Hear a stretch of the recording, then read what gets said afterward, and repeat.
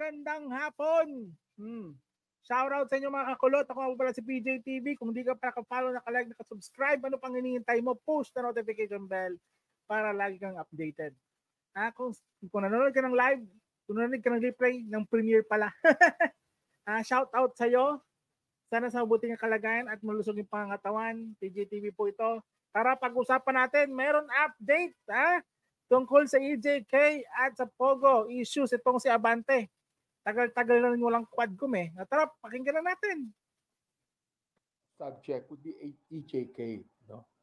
So, dito, iimbitahan namin yung mga non-government agencies tulad ng Center for International Law, yung Free Legal Assistance Group, yung NUPL, alright? At yung mga relatives ng mga EJK victims during the implementation of the war on drugs, particularly doon sa Cebu City when Colonel Garma was the chief director, no? Including isang victim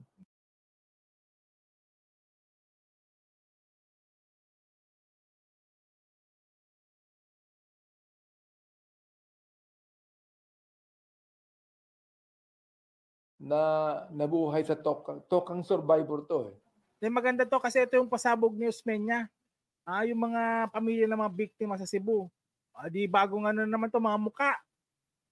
Lagot ka ngayon, Garma. Ituro mo na kasi.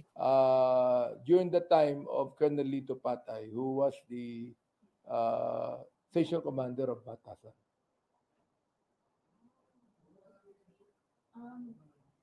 Sir, it was previously mentioned na parang before the next hearing ng Quadcom, magkalabas ng partial recommendation based on the previous hearings. Pero na po bang partial recommendation ang committee? Based on what? Doon sa mga previous sa mga testimony, statements, na mga discoveries. Wala pa kaming ginagawa tungkol doon. Sir, may Cebu issue doon sa AJK sa Friday. So, pati si Mayor Osmeña mag-apit. No, Mayor Osmeña will not be invited. But of course, si Colonel Garma, siya ang pinaka-witness dito at yung mga relatives ng mga victims natin. I think there's 3 of them to be appearing. Hopefully, no? Because they were able to appear last time. But this time, we are asking them to really make an appearance.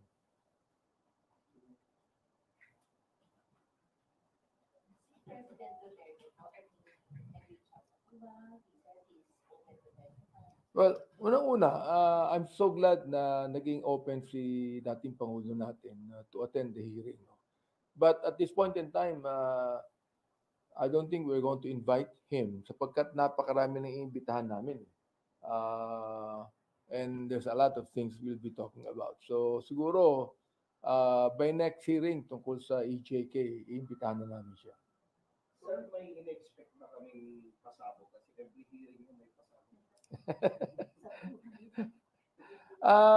Ang unang-una, hindi lang EJK ang sigurong pwedeng pag-usapan dito, kundi yun din namang mga tinatawag na mga STL, no, na ginamit allegedly for the reward system of the policemen na nakapatay ng mga drug lords or drug pushers, whatever it might be. Ako, sabi po kasi kanina sa amin ni Chair Ace na they're trying to finish the EJK segment of the Quadcom by Friday, this Friday. In your case po ba po, sa tingin po matatapos po ba to sa this Friday or meron po itong siguro dadagdag po ba na additional na if mangyari man po man yung sinasabi na matatapos na po? Well, hopefully, sana matapos namin ng Friday. Unless otherwise, sa EJK man lang, hindi mo lang So meron sa Friday. Mukhang meron sa Friday Quadcom. Abangan natin po ito Magandang balita ito. At least meron bago. I think we have. In fact, palagay ko nakapag-isip na kami ng mga 6 or 7 legislations on that. Oo. Kung meron po ba kayong updates regarding sa DOJ? Kasi nabanggit kanina po ni Kong Barbers na meron daw pong nakita ng probable cause to file cases against Leonardo. So meron po ba kayong updates? Any updates sa DOJ on Parayuga murder case? We are talking, no? In fact, I'm so glad na the Philippine National Police would open up the investigation, no, for Leonardo. Pero dahil din namin na DOJ, particularly ng NBI, ang siyang magbigay ng investigation dito, no? Para walang anumang bias ang mangyari. Kasi siyempre, Philippine National Police yan, baka merong makialam dyan. Pero sa NBI, I would think na they would be more balanced on this. Sir, ano yung balita? Active pa ba si Colonel Leonardo sa NAPOL? Ang balita ko, nag-resign na siya. He resigned, no? I don't know kung yan nasabi na sa inyo. Pero ang balita ko, I was talking with one of the commissioners that naunang nag-resign si Leonardo because they are actually preparing na yung administrative charges against him. So ang ginawa niya, nag-resign na muna siya. Kung once na mag-start yung parallel investigation ng DOJ and NBI, matatapos, hindi na po ba nitutuloy yung hearing sa EJK? Or tuloy pa yung despite na merong parallel investigation? If there are still some na lalabas, no, at re-request ng tinatawag nating mga yung sinabi ko kanina ng mga non-government agencies, maglalabas sila ng mga ibang mga biktima pa that are crying out for justice. Maaaring ituloy namin. But we're so glad na nakita ng NBI o ang mga bagay na ito for them to actually investigate. So, ito namang Quadcom hearing namin, sinabi ko nga it's not only actually in aid of legislation, but also in aid of prosecution. Kasi kailangan din naman ma-prosecute yung mga guilty. Hindi lang naman dapat na mag-prepare kami ng legislation on this, no? Pero kailangan din naman pag nakita talaga ng NBI at ng DOJ may probable cause ito, dapat they should act on it. Sir, kanina sa press ceremony kay Secretary John Julia, binanggit niya na hindi na niya hihintayin yung December 31 na deadline ng Presidente. But by hanggang December 15 daw, legal or illegal ipapasa. Aside from the 43 legal August na nandyan, no? And PAOK only has actually arrested o nakita nila ng mga 6 Pogo hubs. No? So, hindi ko alam kung kaya ng PAOK yan na pasara by December. Pero sabi namin, the PAOK should do their part on this. Sir, doon sa last hearing ninyo, doon sa metrics na pinakita ni Kong JJ, isa sa principal doon sa operation is Rose Nonodin. Yeah. And she filed her COC last Wednesday ba? Monday. So, di ba may show cause order siyang 2 beses na? We will be talking about that, no? Kasi Roslyn is really a part of hindi lang naman Pogo, including family, baka mayroon pang part niyan ng drugs. So, hindi ko alam kung bakit gusto pa niya tumakbo, no? Although natalo na siya last time. Siguro gusto niya magkaroon ng kapangyarihan. Pero I think she is being urged more by her husband, more than her. No? Yung husband niya talaga, ang dapat na managot dito Palagay ko talagang in-urge siya ng kanyang husband Chinese Okay. tumakbo. Sir, nakapag-file siya ng COC invitation sa kanya umattend po siya sa Quadcom. Tama Yes. ba? Yes, meron. Meron tayong invitation for her to attend. Yes. Paano natin siya ma-compare ngayon, sir? Kasi apparently when we're trying to ask her, she'll attend. I think meron ng show cause order on her. So she must be compelled to attend. Kasi pag may show cause order na yan, dapat tinan niya na maigi yan dahil next na hearing namin yan, pag hindi siya nag-attend yan, would be more of a contempt order na. Ibig sabihin, a-arrestohin na siya for her to attend. Hindi po ba natin i-open yung investigation sa pharmacy? Mukhang yung family yata would be more of a different investigation. We still have to really talk about that. Dahil yung investigation lang naman namin dito is EJK, drugs, and POGO. No? Which is actually different from the investigation of family. Sir, may update lang po ba kay Attorney Hario? Wala in fact, we don't even know where he is. No? Although naniniwala kami, he's still in the Philippines. Although yung wife niya wala na rito. No? Last na alam namin, she's in Singapore. And I think na patungo sa Amerika yan. So, sa akin, kung narinig niya tong media forum na ito, we would like to request him na magpakita na siya. Kasi umalis siya because he does not want to submit to us a document na kailangan namin makita. Paano yung kanyang company na nagsimula ng 120,000 sa investment, all of a sudden, in 1 year time, naging 125 million. We would like to find out, pati yung kanyang property sa Bataan, paano niya nabili to? Although ina-explain niya na nabili nito sa pamamagitan ng pagbebenta ng kanya na property ng nanay niya, we'd like to see the document. Ayaw niyang i-reveal sa amin Sir, last na lang yung math natin. Baka meron lang kayong comment sa pagtakbo ni Pastor Apollo Kibuloy sa Senado. with all his cases ng mga Sa akin, alam mo, pagka minsan some people are making a mockery of this election. Palagi ko nakikita naman ng taong bayan yan. Yung bang napakaraming tatakbo mga senador, no? And I don't even think that they're actually serious about it. No? They're just gusto nila na makita na ano ba ang fairing ko sa pagtakbo ko. So, sinasabi ko nga, sana makita ng taong bayan na there are some people and some people would like to run that is actually making a mockery of the election.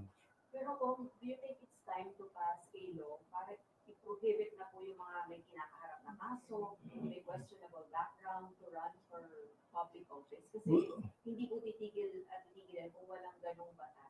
We'd look into it kasi nakalagay sa batas yung pag-final na not until the Supreme Court has made a final execution on that.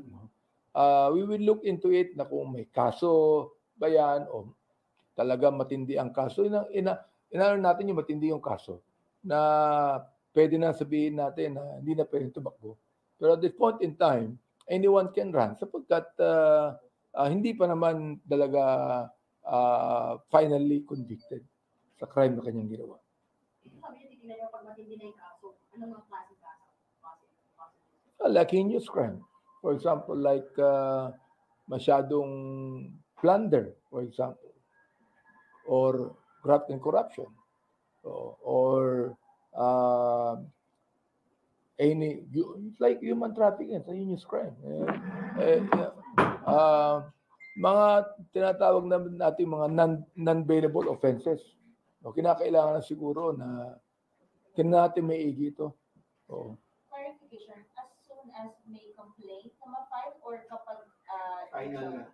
improbable cause and the charge support or at saan point kung pwede They charge in court. So, the fact that a suspect is deemed innocent until proven guilty. So, hanggang saan yung proven guilty?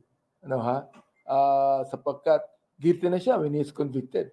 Di ba? By the appellate court or lower court. So hanggang saan? So we'll take note of that and see what we can do about it. Sir, are we willing to file a bill? Or meron na kung makapile election mo? Perhaps pag-aaralan po natin, no, ang mga bagay na ito. 20th Congress po ba? Ah, Ano 20th Congress po ba? perhaps kung magtagumpay tayo. But how about anti-dynasty bill, sir? May balak ka bang isuhin dito sa 20th Congress? And what's your stand on that?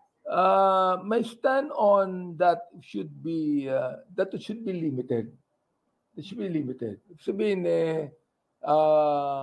so for example, yung political dynasty na 3 kayong senador o 4 kayong senador, di ba? I mean, can you imagine, darating ang panahon, baka ang presidente natin, ang vice president, magkamag-anak. You know, palagay ko, kinakailangan makita na to ng taong bayan eh. Oo. Although, syempre, ako, meron din akong anak na konsehal na Manila. No? Ay, sinasabi natin is that, is he qualified? Meron ba talagang sa akin taong bayan din na bumoboto eh. That's the problem, no? Although sometimes gusto kong kampihan dito, and I agree with the late Senator Santiago, no, on the issue of the qualifications of those who will be running. Kung very sorry, pahapon lang po. Bago tayo tapos. Kasi kahapon, nung last time, nabanggit nyo na po kung sino expected na mga Can you just share to us, parang konting rundown ng sino-sino yung mga ina-expect na harap sa hearing bukod po dun sa nabanggit? From officials to ordinary citizens. Well, we are expecting na haharap sa amin sila Colonel Garma, Major General Romeo Caramat, naimbitahan siya. We have invited a good number of Philippine National Police personnel, no? Tulad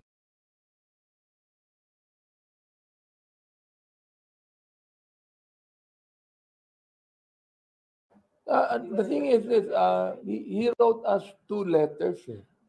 Sabi ko naman, he doesn't have to be invited because he is a part of the Congress, no?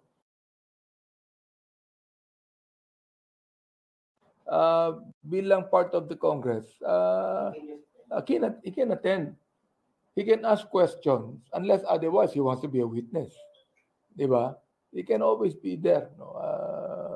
He has the liberty to come and attend. Kay Pulong. You mentioned about General Caramat. Kasi ever since nung binagit po siya ni Kong Zaldico, na siya po yung isang general na nagsabi na willing to testify against ICC Duterte, ganyan. Ang kapalit ay gawin siyang PNP chief. Nakikita namin siya he was even there sa pilot episode, the pilot hearing natin sa Quadcom ng Pampanga. Pero never po siyang sinanang, in-interpret. So this time, sa Friday, paano ba asahan natin kay Caramat? Palagi ko masyado naman siyang forward doon sa pagsasabing he would like to be the next to general pag that Quadcom would allow him to testify and open everything up. We do not believe that we ought to magkakaroon kami ng parang na exchange gift no? Na sige, mag-testify ka sa amin pero ito bibigay namin sa iyo. We don't have the power to do that. Pero isasalang na ba siya? I-interpolate lang ba siya sa Friday? He might be interpolated because he has been invited. Medyo hindi lang siya na bigyan ng kahalagahan because of Colonel Leonardo and Garma. But this time, he'll be interpolated.